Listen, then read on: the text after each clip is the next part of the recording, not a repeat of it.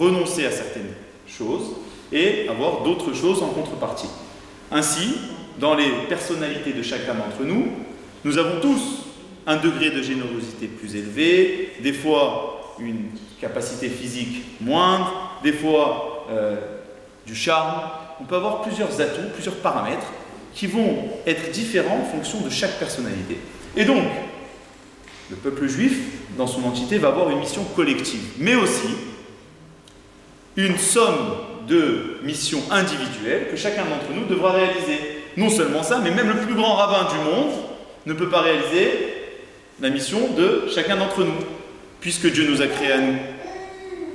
Donc, nous savons ça. Donc, quand on sait ça, on se dit, ah, donc si j'ai été créé, c'est qu'il y a une raison. Et là, on va toucher ce qu'on appelle le centre névralgique. Ça veut dire qu'en fait, on arrive au point le plus important. Ça veut dire que je ne sers pas à rien. Je ne sers pas à rien. Si je ne sers pas à rien, donc même quand ça ne va pas, je sais que, bon, il y a quand même quelque chose qui m'attend. Et non seulement il y a quelque chose qui m'attend, mais les autres ont aussi besoin de moi. Le point suprême de la dépression, c'est quoi? C'est de dire, bon, franchement, lui il m'aime pas, lui il m'aime pas, lui il m'aime pas. Bah écoute, à quoi je sers? À qui je sers? Le fait de savoir que non seulement je sers à tout un peuple, mais en plus de ça, j'ai une capacité que personne d'autre ne pourra avoir. C'est pour ça qu'on est particulièrement dur avec une personne qui dit « Moi, je ne vaux rien ». Le Rav Shapira, dans la paracha de Bereshit, explique l'histoire de Caïn et Èvel en disant « Comment se fait-il que Dieu a laissé faire Caïn ?» On avait Caïn, qui était quelqu'un qui a pris une initiative d'amener un korban, Èvel, qui dit « Pas mal comme idée. Moi aussi, je vais amener un korban. » Mais il amène un korban meilleur que celui de Caïn. Akadosh Baruch Hu va agréer Èvel. Caïn, par jalousie, va commettre un meurtre. On dit, on n'a pas toujours l'explication. Mais lorsqu'on l'a, lorsque Akadosh Baruch Hu nous donne la possibilité de comprendre certains actes, il faut aller chercher. Et là, en l'occurrence, Akadosh Baruch Hu nous explique.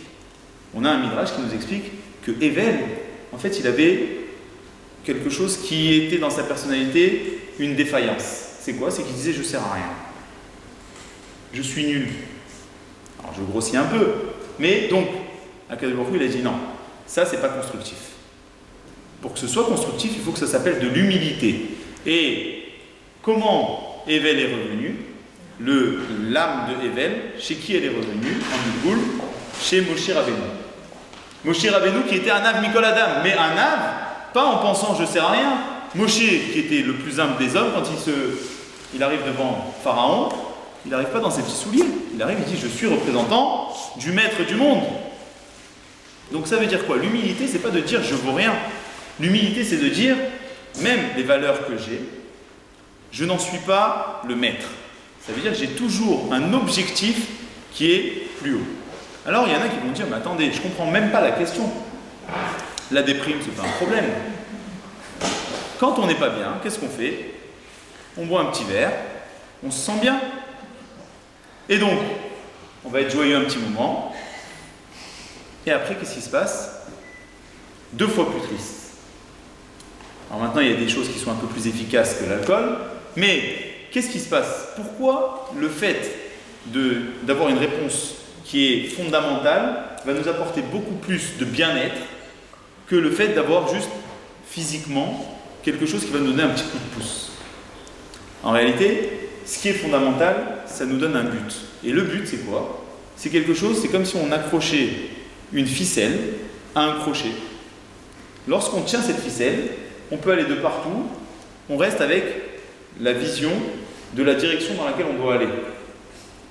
Donc, quand on a un but, ok, on peut se paumer, mais on sait qu'on doit aller dans cette direction. Alors que lorsque la ficelle elle est détachée, on ne sait plus où aller. Alors, les adolescents qui sont très spontanés, en général, à ce moment-là, ils posent toujours une question. Ils disent « Attendez, vous êtes bien gentil, vous nous avez dit qu'on a un but, je veux savoir c'est quoi mon but ?» Et là, intervient quelque chose de super subtil, d'extraordinaire. Entre Pessah et Shavuot, on lit les Pirkei Avot.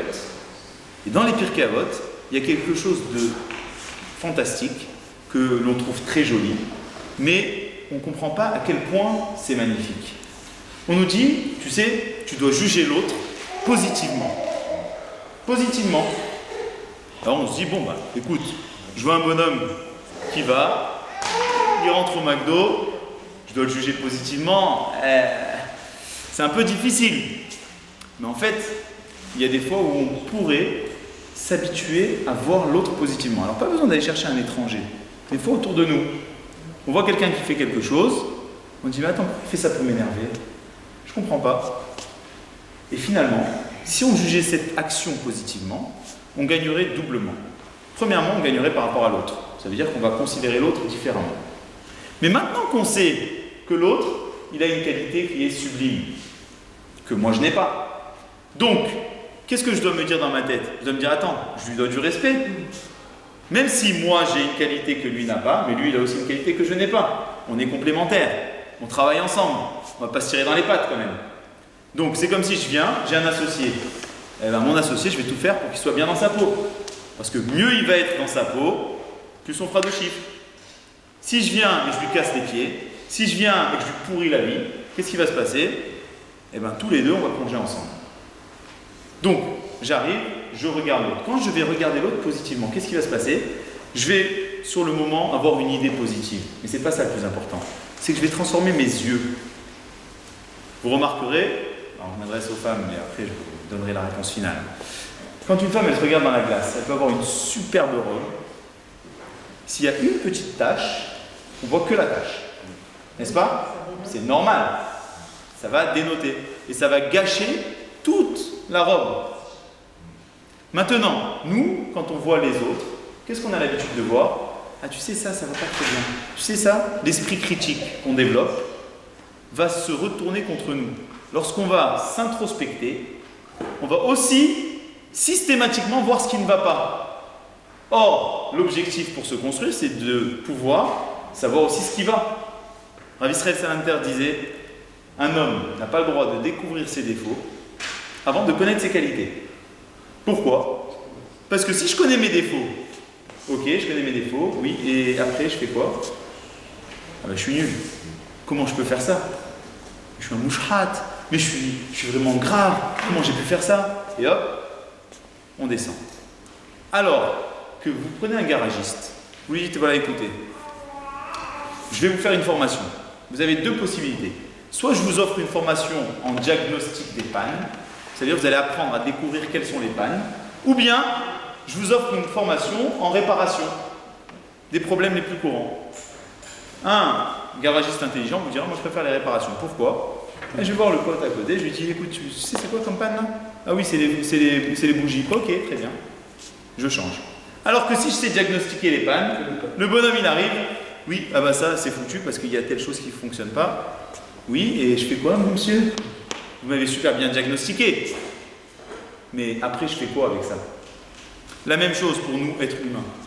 On a toujours la possibilité de dire, tu sais, moi, j'arrive à trouver les problèmes que j'ai, mais à fond. Ah oui, tu arrives à trouver tes problèmes? D'accord. Et après, tu fais comment pour t'en sortir? Voilà. Alors que si on se dit, bon, bah très bien, je vais m'habituer à essayer de regarder chez les autres, découvrir quelles sont les qualités qu'il y a auprès des gens que je connais. Donc on va prendre le cas le plus commun à tout le monde, son épouse ou son époux. On se dit, bon, très bien, je vais essayer de voir quelles sont ses qualités. Au bout d'un moment, quand je vais me regarder dans la glace, je dis, ouais, moi aussi, j'ai quelques qualités. Je ne parle pas de se regarder physiquement dans la glace, mais même quand on va s'introspecter, on va dire, finalement, je ne suis pas si pourri que ça. Pourquoi? Parce que j'aurais tellement formé mes yeux à voir aussi du positif, que je vais pouvoir, en me regardant, me dire, oui, je ne suis pas si nul que ça. Et qu'est-ce qui va se passer? Au bout d'un moment, je vais me sentir bien. Donc, on a dit, première étape, savoir qu'on fait partie d'une super aventure où chacun d'entre nous a quelque chose à apporter. Deuxième étape, savoir que cette chose à apporter qu'on a, elle est unique et personne d'autre que nous ne peut l'apporter au peuple. C'est pour ça que quand il y en a un qui dit « Mais moi, laissez-moi tranquille avec la religion. Laissez-moi tranquille. Pourquoi vous voulez que je sois religieux? Laissez-moi. Moi, je vais tranquillement dans mon coin faire ce que je veux. Eh ben non. Vous allez à Kuala Lumpur, vous avez un Chabad qui vient qui vous dit hey, viens, mets tes filles. Qu'est-ce que tu veux? Je donne un exemple comme ça, je n'ai pas vérifié. Mais vous avez de partout des gens qui viennent et qui vous disent viens apprendre un peu de Torah, viens manger kasher. Laisse-moi tranquille. Pourquoi on ne laisse pas tranquille les gens qui veulent quitter la religion? Pourquoi? Parce qu'on sait que s'il y en a un qui fait un trou dans sa cabine dans le navire, c'est tout le navire qui y plonge. Donc on se dit, on ne peut pas dire à l'autre, écoute, fais ta vie, sois tranquille. Non, on fait tous partie d'une même aventure. Et donc s'il y a une chaîne et qu'il y a un des maillons qui est cassé, eh ben, la chaîne, elle n'ira pas jusqu'au bout. Donc chacun d'entre nous, il doit se dire, bon, ben, très bien, je sais que l'autre est important, je sais que je dois respecter l'autre, mais je sais que j'ai aussi, moi, une importance. Alors bien entendu, je ne veux pas que les chevilles elles enflent et qu'on se dise, ouais, ça y est, je suis une personne importante. La Gemara dans Kiddushin dit, un homme doit se dire, Bishvili nivra olam. Pour moi, le monde a été créé. Et on pose la question, on dit, attends, le bonhomme il va se dire, pour moi le monde il a été créé, ça y est, c'est génial, ça veut dire que je suis le roi du pétrole. On dit non. Et tu dois aussi te dire que le monde il est à 50-50, que toi tu es à 50-50, donc tu fais une bêtise, c'est tout le monde qui bascule. Quand tu te sens responsable de quelque chose d'important, finalement tu te sens quelqu'un d'important. Quand tu te sens quelqu'un d'important, tu fais beaucoup moins de bêtises. À quel moment on fait le plus de bêtises? C'est quand on se dit finalement, est-ce que je suis vraiment si important que ça? Quand on sait qu'on est quelqu'un d'important, quand on sent qu'on est quelqu'un d'important, eh ben on fait beaucoup moins de bêtises. C'est ce que Akadosh Baruch Hu a dit au peuple juif avant de leur donner la Torah. Il leur a dit, sachez que vous êtes un peuple saint. Ça veut dire quoi? Il y a dans le peuple juif une certaine noblesse. Et on doit respecter cette noblesse. Chacun d'entre nous doit sentir qu'il ne peut pas faire n'importe quoi. On ne peut pas faire n'importe quoi. Pourquoi? Parce qu'on a été créé à l'image de Dieu. Et un clin d'œil donc, pas que pour les femmes, mais bon, en général, on le donne aux femmes. Il y a une petite fille à la cantine qui m'a dit un jour, moi de toute façon je suis pas belle.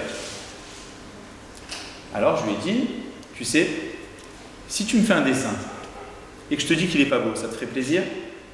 Elle me dit, ben non, pourquoi tu veux dire ça? Je lui dis, ben voilà, c'est ce que tu viens de dire. Elle me dit, j'ai pas dit ça moi. Je lui dis, en fait, qui est-ce qui t'a dessiné? Qui est-ce qui t'a créé? C'est Hachem. Oui, personne d'autre que Dieu n'a façonné notre visage.